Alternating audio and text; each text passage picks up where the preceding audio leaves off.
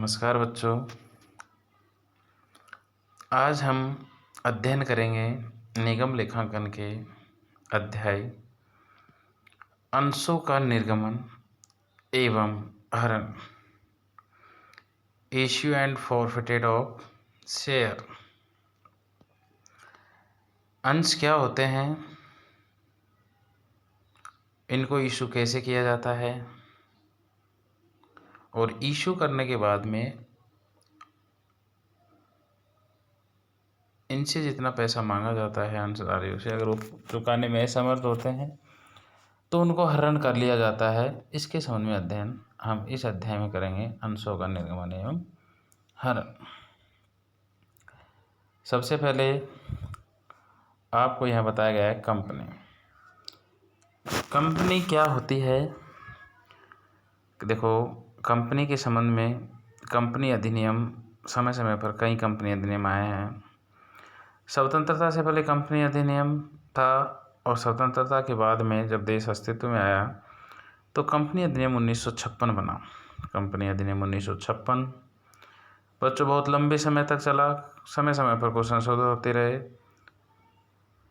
लेकिन इसमें एक नया अधिनियम कंपनी अधिनियम 2013 के नाम से आया और 2013 कंपनी अधिनियम सभी कंपनियां उस अधिनियम के तहत संचालित होती है। उस अधिनियम के जो भी रूल रेगुलेशन हैं उनका पालन करना उन्हें अनिवार्य है।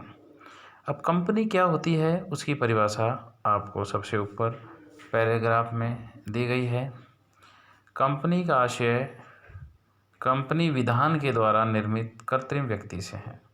यानी कंपनी क्या होती है, विधान यानी कानून के द्वारा निर्मित एक कृत्रिम व्यक्ति होता है, एक आर्टिफिशियल पर्सन होता है जिसका अपने सदस्य कौन होते हैं, अंशधारी, अपने सदस्यों से पृथक वैधानिक अस्तित्व एवं सतत उत्तराधिकार होता है और जिसकी एक सार मुद्रा होती है जिससे अपने सभी कार्य करती है। सार मुद्रा यानी उसकी स्टैम्प सील होती है और उद्देश्य किसी व्यवसाय से लाभ अर्जित करना होता है। इस पैराग्राफ नंबर 1 में हमने कंपनी को परिभाषित किया है। यानी हम आपको वापस रिवाइज करें, कंपनी है वो विधान के द्वारा निर्मित एक कृत्रिम व्यक्ति है, यानी कोई अपनी जैसे आदमी नहीं है, कानून की नज़र में बना हुआ एक व्यक्ति होता है और अपने सदस्यों से इसका पृथक अस्तित्व होता है, सदस्य अलग और कंपनी अलग। इसकी एक सार मुद्रा होती है, स्टैम्प होती है जिससे अपने सभी कार्य करती है और उद्देश्य होता है लाभ अर्जित करना। अब कंपनियों का पंजीयन सार्वजनिक या निजी के रूप में हो सकता है। यानी आप कोई कंपनी बनाओगे, पैराग्राफ 2 में मैं बता रहा हूँ कि इनका रजिस्ट्रेशन आप पब्लिक कंपनी यानी सार्वजनिक कंपनी के रूप में भी कर सकते हो, निजी कंपनी यानी प्राइवेट कंपनी के रूप में भी कर सकते हो। नए कंपनी अधिनियम 2013 के अनुसार एक व्यक्ति वाली कंपनी भी हो सकती है। पहले बच्चों क्या होता था, सदस्यों की सीमा पर प्रतिबंध होता था कि एक निजी कंपनी में कम से कम 2 सदस्य होने चाहिए और अधिकतम 50। एक सार्वजनिक कंपनी में कम से कम 7 सदस्य होने चाहिए और अधिकतम सदस्य सीमा पर कोई प्रतिबंध नहीं था। लेकिन जो नया कंपनी अधिनियम 2013 आया है उसमें एक व्यक्ति वाली कंपनी भी हो सकती है, यानी एक अकेला व्यक्ति भी कंपनी बना सकता है। यहाँ तो हमने आपको अब तक बताया है कंपनी क्या होती है, कंपनी कितने प्रकार की होती है उसके बारे में, कंपनी की परिभाषा आपको बताई। कंपनी सार्वजनिक हो सकती है, कंपनी निजी हो सकती है, उसके सदस्यों की सीमा के बारे में बताया। और अब हम इस अध्याय में आगे बढ़ते हैं, अंश शेयर क्या होते हैं। तो देखो अंश क्या होते हैं, आपने नाम सुना होगा, कहीं कहते हैं मैं शेयर परचेज कर रहा हूँ, मैं शेयर अपने बेच रहा हूँ। तो शेयर को हिंदी में अंश कहा जाता है और अंश सामान्यतः अंश को टुकड़ा भी कहा जाता है सामान्य भाषा में। तो देखो कंपनी की कुल पूंजी छोटी छोटी इकाइयों में विभक्त होती है। किसी कंपनी की पूंजी मान लो 1000 करोड़ है तो उस पूंजी को छोटे छोटे टुकड़ों में यानी छोटी छोटी इकाइयों में व्यक्त किया जाता है, जिसे क्या कहते हैं, अंश कहते हैं। और अंश में स्टॉक भी सम्मिलित होता है, जो इस पैराग्राफ में मैंने अंश की परिभाषा बताई है। यानी कंपनी की कुल पूंजी छोटी छोटी इकाइयों में विभक्त होती है, जिसे अंश कहते हैं, और इस अंश में स्टॉक भी सम्मिलित होता है। यानी हम ऐसे कहते हैं, कहें कि एक कंपनी की पूंजी 1,00,000 रुपए है। अब उसमें कितने अंश बनेंगे, तो अंश ऐसे भी बना सकती है कंपनी कि 100 रुपये वाले 1,000 अंश, यानी एक अंश की कीमत 100 रुपये है, तो 1,000 अंशों की कीमत 1,00,000 हो गई। 10 रुपये वाले 10,000 अंश, यानी एक अंश की कीमत 10 रुपये है, तो 10,000 अंशों की कीमत 1,00,000 हो गई। यानी अंश कंपनी की पूंजी को विभक्त करने का काम करते हैं। यानी कि जो कुल पूंजी होती है वो जिन छोटी छोटी इकाई में विभक्त होती है उन्हें अंश कहते हैं। इस अध्याय में मैं आपको अंश कितने प्रकार के होते हैं वो इस चार्ट के माध्यम से बता रहा हूँ।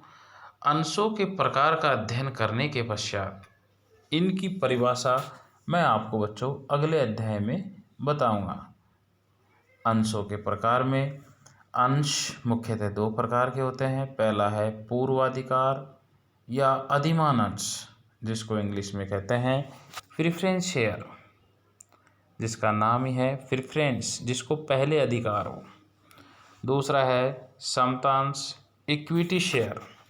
अब बच्चों समता अंश है और पूर्वाधिकार अंश है, मुख्यतः अंश 2 ही प्रकार के होते हैं। समता अंश कंपनी के वास्तविक स्वामी होते हैं, और इन अंशधारियों को जब कंपनी का समापन होता है उसमें सब लोगों को जब पैसा मिल जाता है तो सबके बाद में ही इनको अपना पैसा मिलता है। दूसरे जो पूर्वाधिकार अंश है ये कई प्रकार के हैं। यहाँ कुल 9 प्रकार मैंने आपको बताया है। इनका विस्तृत अध्ययन मैं जो अगला अध्याय है उसमें मैं आपको एक एक अंश की पूर्वाधिकार अंश की परिभाषा आपके साथ साझा करूँगा। अब यहाँ पूर्वाधिकार अंश है वो क्या होते हैं। समता अंश का तो मैंने बता दिया। समता अंश वे अंश होते हैं, वे अंशधारी होते हैं जो कंपनी के वास्तविक स्वामी होते हैं, और ये कंपनी की जो भी पॉलिसी होती है, जो भी सभाएँ होती हैं, इनको मतदान करने का अधिकार होता है इनको। लेकिन थोड़ी इनकी जो होता है समता अंशधारियों को लाभांश की निश्चितता नहीं होती, और इनकी जो पूंजी है वो कंपनी के समापन के समय सबको पैसा देने के पश्चात इनका अंतिम स्थान होता है। इसका विस्तृत अध्ययन अगले अध्याय में करेंगे हम। पूर्वाधिकार अंश नाम से ही पड़ रहा है पूर्वाधिकार, यानी पहले अधिकार।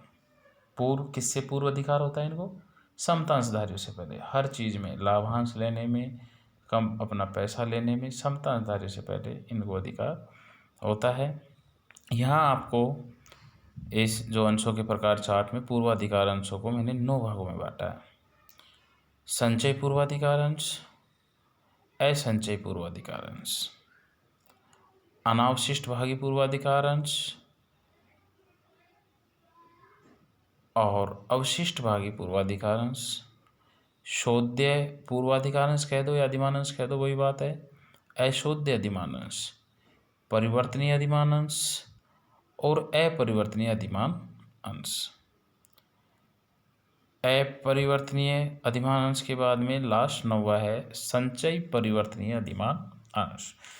संचयी पूर्वाधिकार अंश को इंग्लिश में कहते हैं रिजर्व प्रेफरेंस शेयर।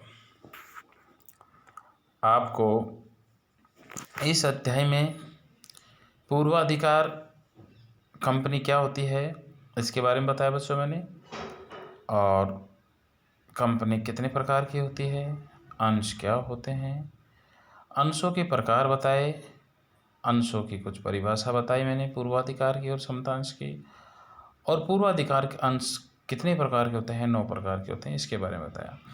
अगले अध्याय में इन अंशों के प्रकारों के संबंध में हम विस्तृत अध्ययन करेंगे। धन्यवाद।